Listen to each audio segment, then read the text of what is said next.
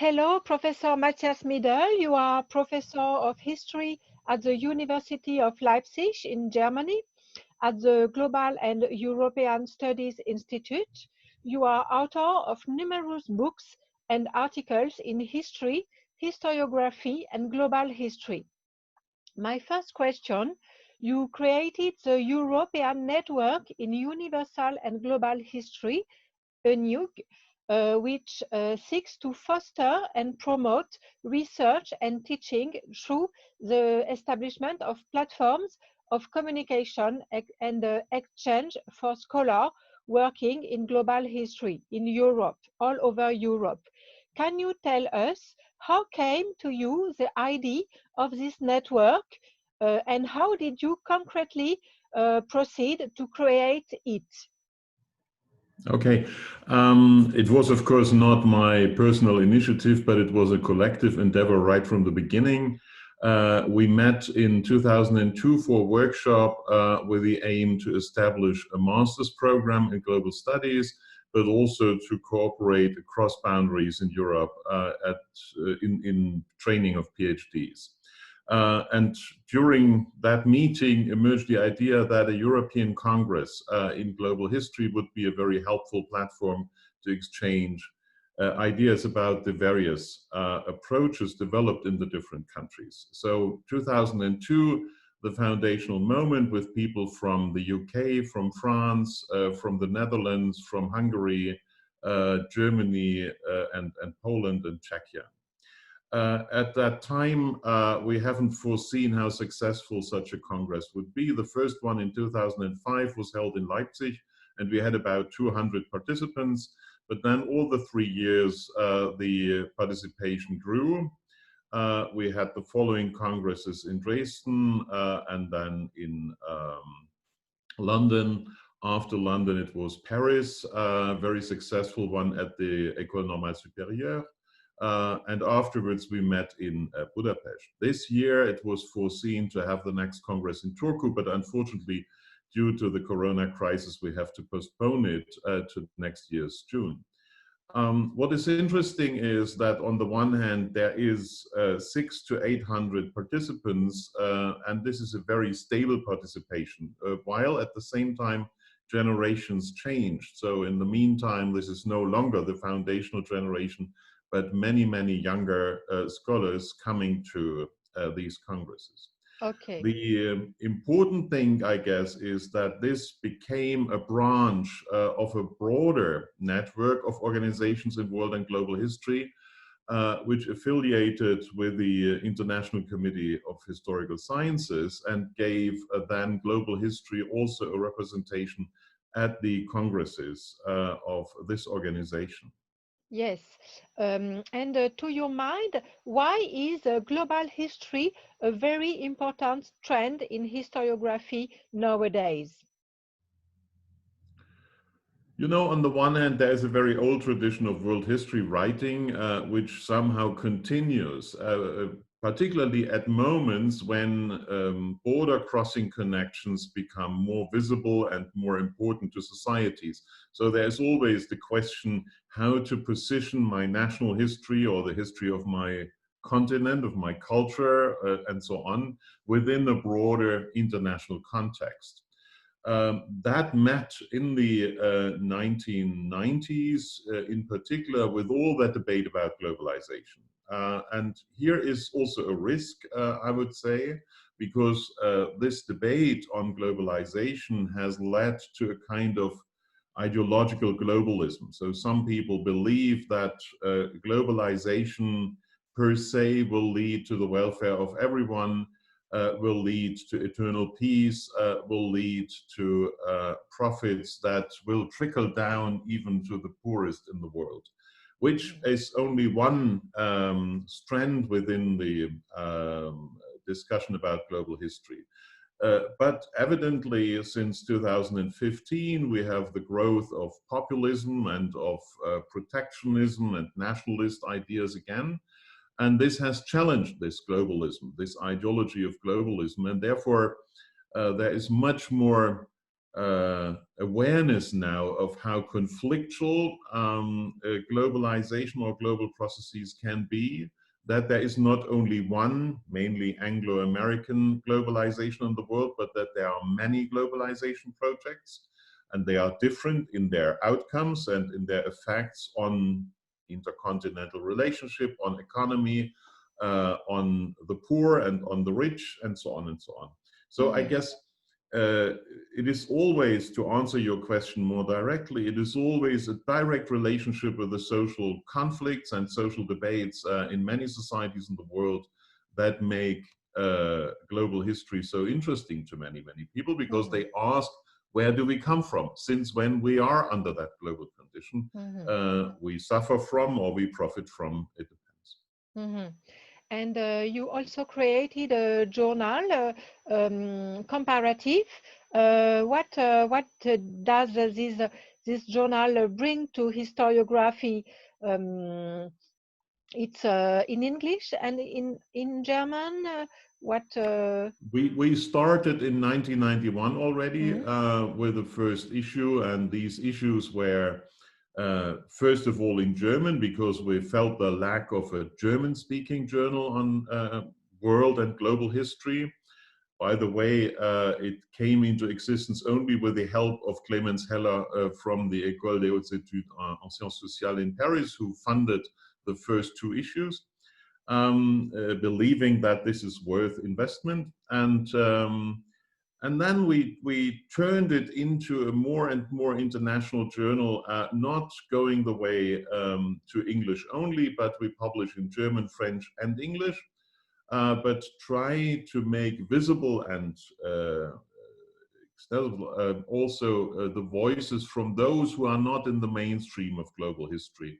So we have 6 thematic issues a year, and we give very often guest editors from Spain, from Azerbaijan, from Vietnam, from Germany, the task to collect perspectives on certain global issues.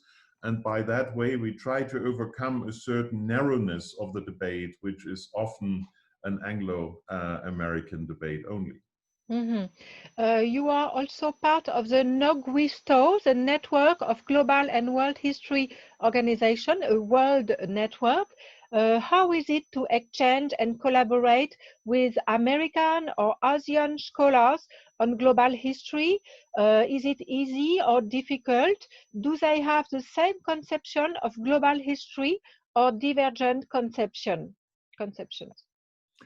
First of all, let me start with an anecdote, because the first try to establish such an organization within the Committee of International Historical Sciences was in 2000 in Oslo, undertaken by the American organization, the World History Association. And at that time, the General Assembly of SISH rejected that proposal, saying, no, we wouldn't like to be under the impact of an American organization for global history only. So the precondition for having a global history organization within SISH was that it is multipolar, that it unites branches from the various continents. So there is an Asian organization now, there are several groups in Latin America, and there are some scholars networking across sub-Saharan Africa. This is not perfect, I have to confess, so we need more mobilization in some areas. Some countries and some historiographies remain skeptical towards global history because they confuse it always with this ideological globalism I just mentioned. But overall, it was a success story to have these different branches, because evidently methods, theories, and particularly sensibilities and perspectives are different. I feel this is very enriching, and insofar I would answer your question, it is easy because it feeds our curiosity and we learn from that. If we take global history as a multi-perspective undertaking seriously, we have to be happy with these different perspectives. And there are, of course, different historical experiences with colonialism, evidently with imperialism. You see that nationalism is perceived very differently if you come from the US, where this exceptionalism, this American exceptionalism, has an impact on even the most enlightened scholars. In contrast to Europe, where nationalism has rather bad press since the Second World War, or even since the First World War to some extent.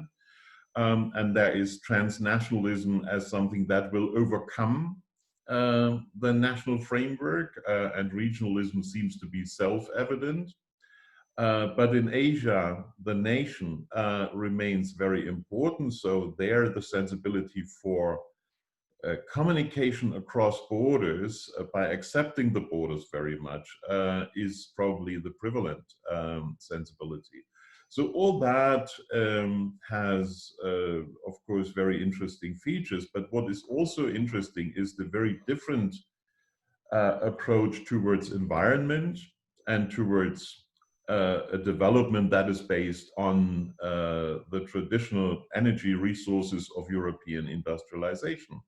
It is clear to many Asians that they can't repeat the historical pathway Europeans and North Americans have taken. So you see, against that background, global history has to be different in the different countries. Mm-hmm. Yes, very interesting.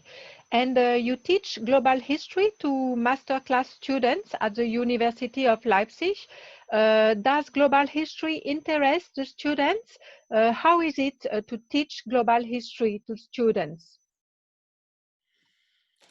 You know, first of all, this is a master's program we organized together with 5 other European universities in London, Ghent, Wrocław, Vienna, and Roskilde, and with a lot of partners across the world. So our students travel a lot and see global history from the very different perspectives I just mentioned.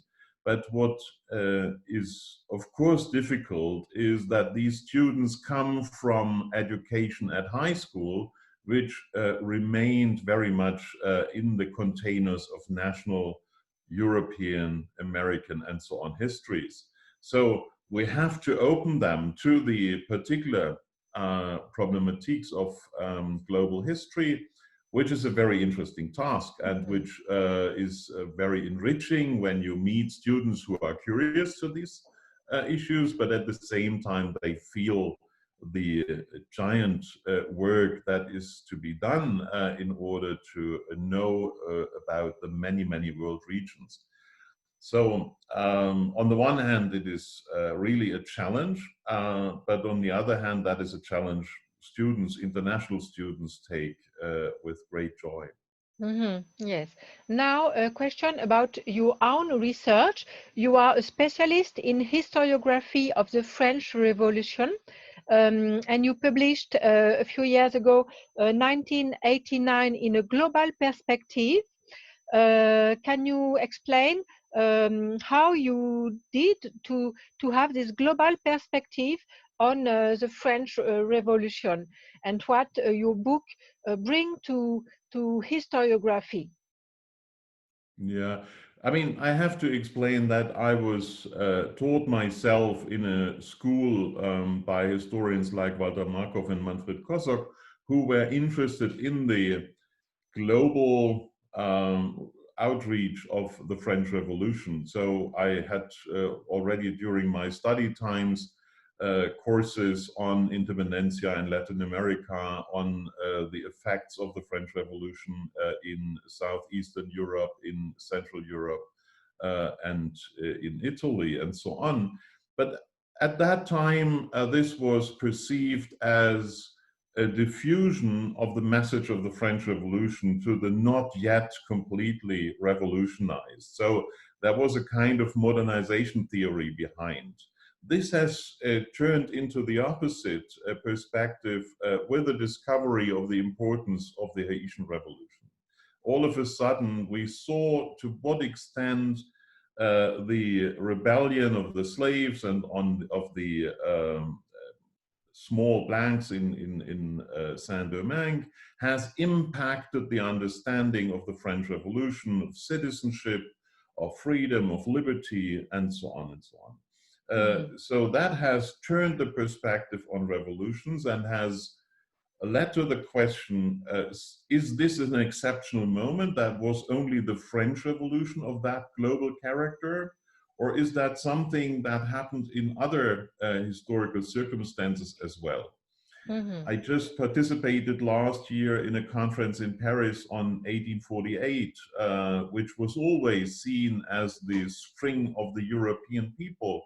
But all of a sudden we discovered that there was rebellion and turmoil in other parts of the world. And the question is there anything that holds these events together, or are they only contingent parallels in history?